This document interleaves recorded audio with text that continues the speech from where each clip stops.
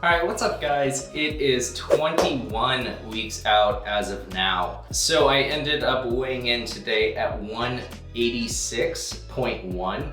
So that is a new low. Just finished up with a chest workout and did my cardio afterwards. Right now I am feeling probably peak. My physique feels like the best it's looked since this prep. I did also shave, which I found that made a big difference. I think it made me overall look a lot bigger and a lot more cut. So that's probably something I need to kind of keep up. So let's get into the physique.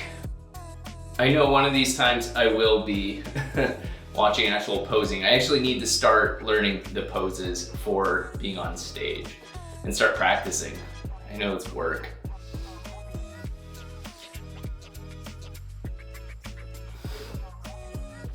Trying to get a good ab shot or whatever you would call that.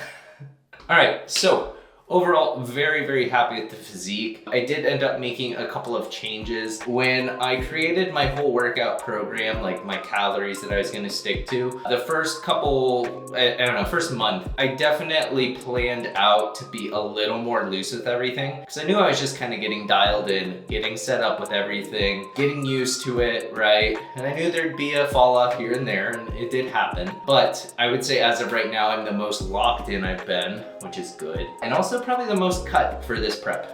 So very happy with that. I think one of the things I did end up doing is I kind of moved my calories around a little. So basically, I think towards the end of the prep, I was gonna have it so it was a little bit easier, higher calories. And I kind of moved that portion to the very beginning.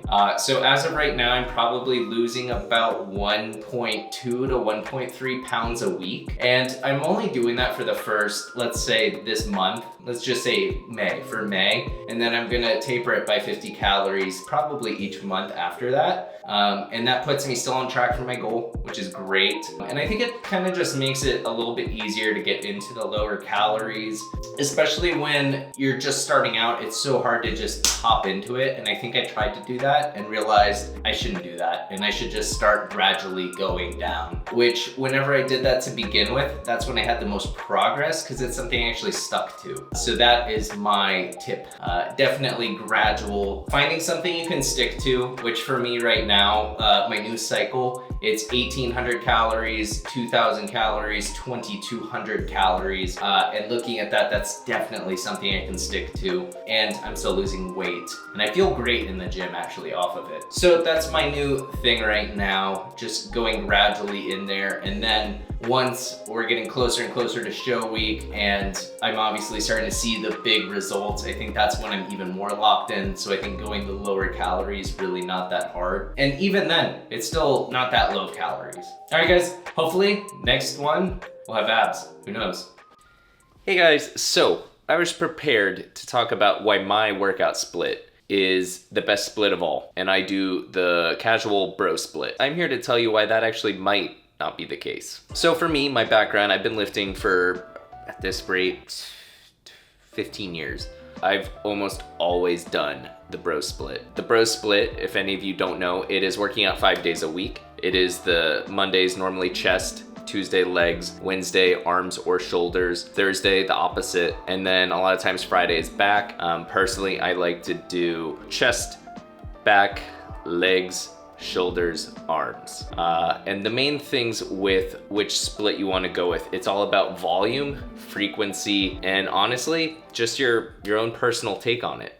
When it comes to the perfect split, you have two things that you should be focusing on. That is one, training volume, the number of sets you're doing, but then also frequency, how often you're actually hitting the muscle. Now, there's a lot of different splits that I think kind of work for other things, whether you are bulking or whether you are cutting or just maintaining. If you are maintaining, the bro split is actually probably one of the best ones for you. I think it's more fun, it's more enjoyable, and you get a good pump. But if you are trying to gain or cut, bro split actually is not the way to go. I'm coming at the workout split based on a cut. So this is all pretty much strictly for just cutting. Doing a push-pull legs split is actually one of the better ones. The main things that you should be looking for in that split is really just how often you're actually hitting the muscle. Ideally, you should be hitting it 2 times a week. Now, when it comes to cutting, the biggest thing is you don't want to just cut body weight, because when you're cutting just body weight, you're gonna be cutting your muscle. But you wanna just be cutting out the fat. And the reason the push-pull legs split works best for that is because your muscles actually react a little bit better to being hit more frequently rather than volume. So on the bro split, you're hitting it probably, let's say 15 sets on one day. But with the push-pull leg split, your frequency is higher. You're gonna be hitting it 2 times a week. However, your volume for each one is split in half. Now the thing with that is each time that you're actually hitting the volume, each time you're lifting the muscle, you're gonna be putting more energy, more effort, and be pushing more weight. And that's the part that's actually gonna be building the muscle. Either split, when it comes to a cut, is really gonna be doing the exact same thing. Whenever you're cutting, you're pretty much gonna be losing some muscle. However, hitting it more frequent will help save a little bit more. The difference between a bro split and a push-pull leg split really isn't that much of a difference. The push-pull split should, however, save a little bit more muscle. Now the big thing here is actually how heavy you're lifting. When I was looking at the research, it showed higher weight, more intensity in the workout is actually kind of what kept more muscle. So I think for me, moving forward, I'm going to probably be going with about 6 to 8 reps for most of my sets that I'm doing. So for the first 7 weeks, starting this week, next 7, I am still doing a bro split. I'm not changing anything there. However, what I am changing is I'm starting to do more compound lifts. A compound lift is basically a lift that's using multiple muscle groups. So I am, in a sense, hitting, hopefully, more muscle groups. So for each body part is pretty much doing some kind of compound lift. And then the next thing that I'm doing is I am lowering my reps. My volume is gonna stay the same. However, my reps are probably gonna go from 10 to 12, around there, down to 6 to 8. I'm going to stay in the bro split because I'm newer on this program. I don't want to shock my whole body. I, after this 7-week split, am going to switch over to push-pull legs. I'm gonna try to work my way up to it because the volume is gonna probably be a little bit higher. I think it's gonna be a little bit more taxing on my body. I think right now my body's just kind of getting used to being in a deficit, getting used to the whole workout program, plus I'm getting up early, so a lot of changes that I think it would just shock my body if I started to do a push-pull leg split right away, even though it is the smart choice. So right now, just sticking with the bro split for the next 7 weeks, lower reps, more compound lifts, and that's my ticket to losing weight.